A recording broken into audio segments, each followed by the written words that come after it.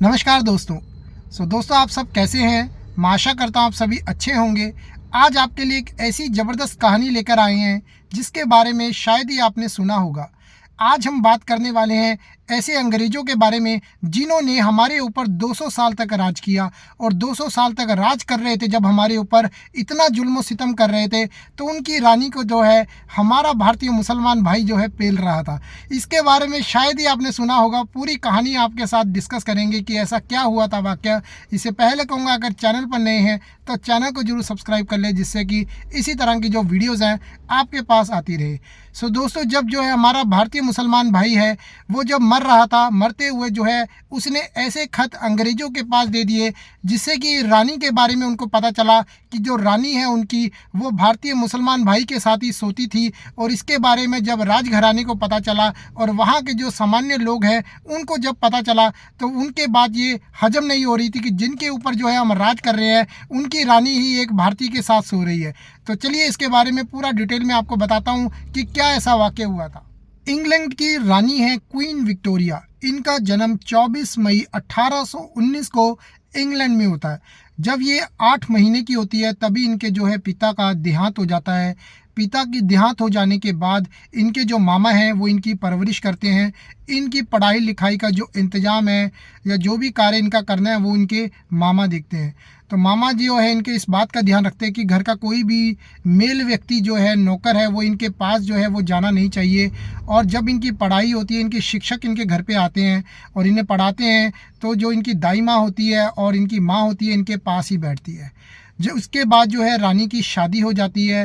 रानी की शादी हो जाने के बाद जो है जब ये 60 साल की होती है तो इनके हाथ में जो है सत्ता आती है।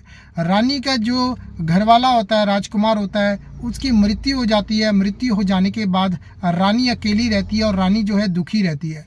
रानी चाहती है कि उनकी ज़िंदगी में कुछ खुशी आए। उसी खुशी के पल को देखने के लिए जो वहाँ की जनता है बेकरार होती है। और इसी चीज़ को देखते देखते इंग्लैंड के जो ऑफिसर्स होते हैं इंडिया में जिन्होंने राज कर रहे होते हैं वो चाहते हैं हम रानी के लिए कुछ ना कुछ हिंदुस्तान से भेजें, क्योंकि जो रानी होती है वो समुद्र की यात्रा नहीं कर सकती। उस टाइम जो है एरोप्लेन वगैरह तो नहीं उड़ते थे, उस टाइम समुद्री जहाज ही जो है चलते थे।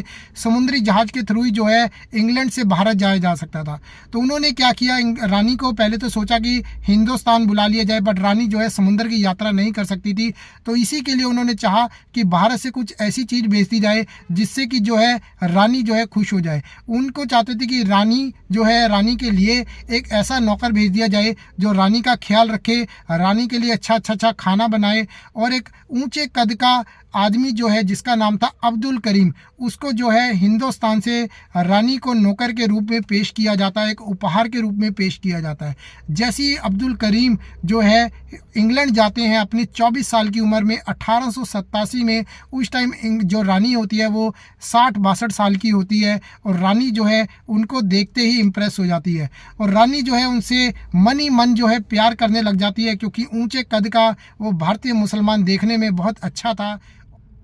रानी जो है अब्दुल करीम से इतना इम्प्रेस हो जाती है और मन ही मन इतना प्यार करने लग जाती है कि 1 साल के भीतर ही उन्हें शिक्षक बना देती है जो उन्हें हिंदी और उर्दू पढ़ाएगा।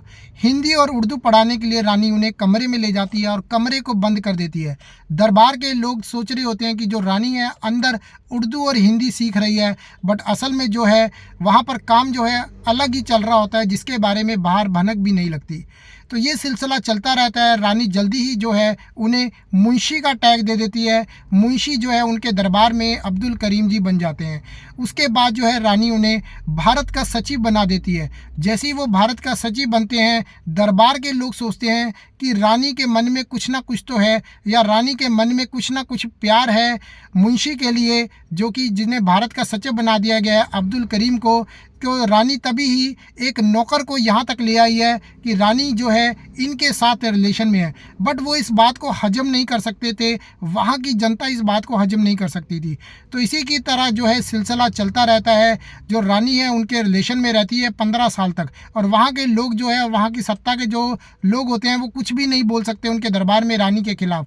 15 साल के बाद जो है रानी की मृत्यु हो जाती है और रानी की ऐसी डायरी जो है वो अब्दुल करीम के कमरे से मिलती है जिसमें लिखा होता है रानी ने अपनी पूरी कहानी कि रानी ने अब्दुल करीम के साथ क्या क्या किया। वो जो डायरी है वो अब्दुल करीम के पास होती है। रानी ने अपने बारे में हर चीज़ लिखी होती है। जैसे ही वहाँ के अंग्रेज इस बारे में पढ़ते हैं वो हैरान हो जाते हैं कि रानी जो है उनके साथ सेक्सुअल रिलेशन में थी, जबकि अब्दुल करीम की उम्र 24 साल थी और रानी की जो उम्र है वो 60 साल से ज़्यादा थी। वो अब्दुल करीम को जो है हिंदुस्तान वापस भेज देते हैं आगरा। अब्दुल करीम जो है कुछ खत बचाकर हिंदुस्तान ले आते हैं और यहाँ आकर जो है उन खतों को लीक कर देते हैं, जिससे कि ये समाज में हर दुनिया के लोगों को पता चलता है कि रानी के साथ जो है अब्दुल करीम का किस तरह का चक्कर था। बहुत सी दुनिया जो है इस बात को हजम करने को तैयार नहीं थी कि एक रानी का एक नौकर से कैसा रिलेशन हो सकता है, पर जैसी दुनिया में इस बारे में पता चला तो इंग्लैंड के लोगों जो है शर्मसार हो गए कि जिनके ऊपर हम राज कर रहे थे आज उनकी जो रानी ही है एक भारतीय के साथ हिम बिस्तर हो चुकी थी। सो दोस्तों, आशा करता हूँ आपको वीडियो पसंद आई होगी। आपको जो ये वीडियो है हर हिंदुस्तानी को शेयर कर देनी है कि जिन्होंने हमारे ऊपर राज किया उनकी रानी के साथ हमारे लोगों ने भी कैसा सलूक कर दिया, ये चीज़ वो भी ज़रूर याद रखेंगे। आशा करता हूँ वीडियो पसंद आई होगी। नेक्स्ट वीडियो में जल्दी मिलेंगे, तब तक के लिए अलविदा दोस्तों।